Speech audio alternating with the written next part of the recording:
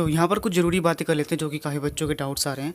सबसे पहले बात करते हैं कि जो आपके फॉर्म आए हैं वो ध्यान रखना है कि रेगुलर वाले बच्चों के लिए भी आ गए और प्राइवेट के लिए भी आ गए हैं। जो रेगुलर वाले बच्चे यानी कि जिन्होंने स्कूल से एग्ज़ाम दिया है वो सभी के जो फॉर्म है वो आपके स्कूल वाले ही भरेंगे, यानी कि स्कूल से आपको भरवाना है। पर जो प्राइवेट वाले बच्चे हैं वो खुद फॉर्म भरने वाले हैं, इस चीज़ का ध्यान रखना है। तो वीडियो स्टार्ट करने से पहले मैं आपसे बताना चाहता हूँ, अगर आप जेईई मेंस, नीट या जेईई एडवांस की तैयारी कर रहे हैं तो आपसे फॉलो कर सकते हैं एआर स्क्वाड चैनल को, जो कि यूट्यूब पे आपको फ्री लेक्चर्स भी अवेलेबल कराते हैं। साथ ही साथ अनअकैडमी प्लस पे एक एजुकेटर भी हैं। यहाँ पे आपको मिलेंगे जेईई मेंस, बिट सेट और नीट से रिलेटेड सारे लेक्चर्स और साथ ही साथ चीट कोड्स और कुछ ट्रिक्स जो कि आपके कॉम्पिटिटिव एग्जाम में काफ़ी हेल्पफुल हो सकती हैं। लिंक डिस्क्रिप्शन में जाइए और चेकआउट करिए। तो इस बारे में बात करते हैं। आपकी जो पहले सबसे पहले बात करते हैं कि लास्ट डेट क्या है। तो लास्ट डेट आपकी 20 तारीख, यानी कि आज 13 तारीख है। 13 तारीख से लेकर 20 तारीख तक आप जो फॉर्म है वो भर सकते हैं।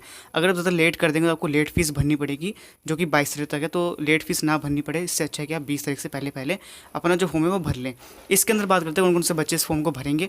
ध्यान रखना है ये बच्चों उन बच्चों के लिए जो बच्चे इंप्रूवमेंट एग्जाम वाले हैं और जो बच्चे कंपार्टमेंट एग्जाम वाले हैं। इंप्रूवमेंट एग्जाम वाले बच्चे कौन से देंगे? वो बच्चे जिनके सब्जेक्ट के किसी भी सब्जेक्ट के अंदर एनसी लिखा है, वही बच्चे इंप्रूवमेंट एग्जाम वाले इस फॉर्म को भरेंगे। ध्यान रखना है कि किसी बच्चे का इंप्रूवमेंट एग्जाम था और वो बच्चा किसी भी सब्जेक्ट में फेल हो गया है, उसको नहीं भरेंगे, क्योंकि इंप्रूवमेंट एग्जाम में कोई आगे एग्ज़ाम नहीं होता है। सिर्फ उन बच्चों के लिए ऑप्शन दिया गया है जिनके एग्ज़ाम कैंसिल हो गए थे, यानी कि कुछ बच्चे ऐसे थे जिनका इंप्रूवमेंट एग्जाम में उन्होंने फॉर्म भरा था और वो फॉर्म का जो सब्जेक्ट था, जिस सब्जेक्ट में वो एग्ज़ाम देने वाले थे, वो सब्जेक्ट का एग्ज़ाम ही नहीं हुआ है, कैंसिल हो गया था। तो वो बच्चे इस फॉर्म को भर सकते हैं। फिर बात करते हैं कंपार्टमेंट वाले बच्चों की। जो जितने बच्चे कंपार्टमेंट जिन बच्चों की आई है वो सब बच्चे इस फॉर्म को भरेंगे, जो कि सितंबर में आपका एग्जाम होने वाला है। काफ़ी बच्चों को ये भी डाउट है कि एग्जाम होंगे, तो देखिए अभी सुप्रीम कोर्ट का फैसला आने दीजिए, पर तब तक आपको तैयारी करनी है। आप सभी जानते तैयारी आपको करनी पड़ेगी। अगर एग्जाम होते हैं तो आपको इतनी तैयारी होनी चाहिए कि आप एग्जाम अच्छे से दे पाएँ। अगर कैंसिल होते तो पता चल जाएगा, ठीक है।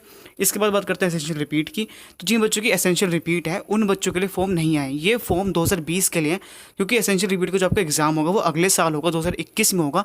2021 के फॉर्म अभी नहीं आए, क्योंकि जनरली क्या होता है हर साल जो 2021 के लिए फॉर्म आते हैं वो सितंबर में आते हैं। सितंबर में अगले साल वाले बच्चे के जो फॉर्म होते हैं इंप्रूवमेंट एग्जाम देंगे अगले साल, फिर जो बच्चे अगले साल कंपार्टमेंट देंगे, अगले साल एसेंशियल रिपीट वाले जो बच्चे हैं, है ना, उन सभी का जो फॉर्म है सितंबर में आता है। पर इस बार क्या है, इस बार कोरोना की वजह से सभी चीज़ें लेट हो गई हैं, इसलिए सितंबर में जो है आपके इस साल वाले बच्चों का फॉर्म आए। तो अभी थोड़ा लेट हो रहा है काम, सितंबर में भी एग्जाम होने कंपार्टमेंट के। उसके बाद कंपार्टमेंट वाले जो बच्चे इस साल नहीं हो पाएंगे, क्लियर नहीं कर पाएंगे, उनकी फिर से कंपार्टमेंट आएगी, उनके फॉर्म आएंगे, तो उनके साथ आपका फॉर्म आ जाएगा। एसेंशियल रिपीट, अगले साल वाला कंपार्टमेंट और अगले साल वाला इंप्रूवमेंट, इन सभी के फॉर्म बाद में आएंगे, जो कि 2021 में होगा। इस साल का जो इंप्रूवमेंट एग्जाम है वो 2021 वाला नहीं है। काफ़ी बच्चे ऐसे जिनको अगले साल इंप्रूवमेंट एग्जाम देना है, आपके फॉर्म नहीं आए हैं, आपके फॉर्म बाद में आएंगे। ये इंप्रूवमेंट का मतलब है कि जिनके 6 सब्जेक्ट थे और 6 सब्जेक्ट होने की वजह से एक में वो फेल हो गए हैं, एक एडिशनल होता है, उसकी वजह से क्या होता है कि वो पास हो गए पर लेकिन एक में रह गए हैं, तो उस एक का वो एग्ज़ाम दे सकते हैं इंप्रूवमेंट कैटेगरी के अंदर जाकर। तो ये उनको एक फैसिलिटी दी गई है, वो सब बच्चे इसको भरेंगे। फिर बात करते हैं फीस की। तो यहाँ पर फीस के लिए मैंने अलग से कम्युनिटी टैब में एक पोस्ट कराया। उस पोस्ट में मैंने बताया कि कौन कौन से बच्चों को फीस भरने, कौन कौन से बच्चों को फीस नहीं भरनी है। PDF के अंदर साफ साफ लिखा है। तो फीस उन बच्चों को भरनी है जो बच्चे कंपार्टमेंट एग्जाम देने वाले हैं, या फिर जो बच्चे ऐसे हैं जिनकी पहले कंपार्टमेंट रह गई थी और इस बार कंपार्टमेंट एग्जाम की थर्ड चांस है जिनका, उनको फीस भरनी है। सिर्फ उन बच्चों को फीस नहीं भरनी है जिनको मान लीजिए इंप्रूवमेंट में NC लिखा है, तो उन बच्चों को फीस नहीं भरनी है।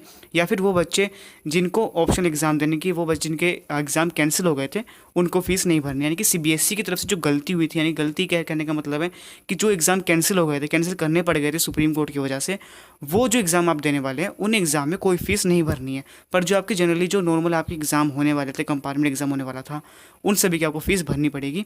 या फिर जो बच्चे एडिशनल सब्जेक्ट में एग्जाम देने वाले, यानी कि जिनके 6 सब्जेक्ट हैं और एडिशनल सब्जेक्ट में एग्जाम देने वाले इंप्रूवमेंट कैटेगरी के अंदर, उन सभी को भी फीस भरनी पड़ेगी। फीस है आपकी वो 300 रुपीज़ है पर सब्जेक्ट, कि एक सब्जेक्ट की 300 रुपीज़ उसमें मेंशन करी गई है।